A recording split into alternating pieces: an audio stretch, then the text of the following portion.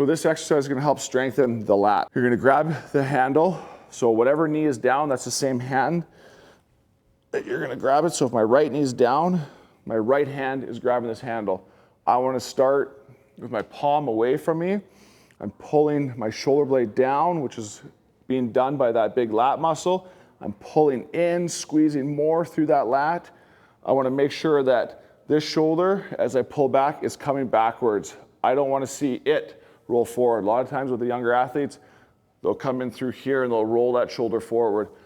Other than causing more damage to that bicep tendon, causing incorrect movement patterns to the shoulder, we're not getting that strength that we need. So I'm up through here, pulling back through, rotating that hand, squeezing that lat.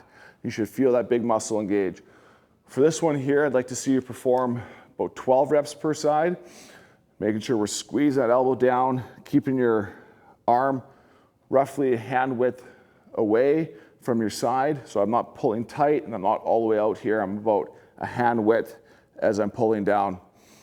As always, performing both sides.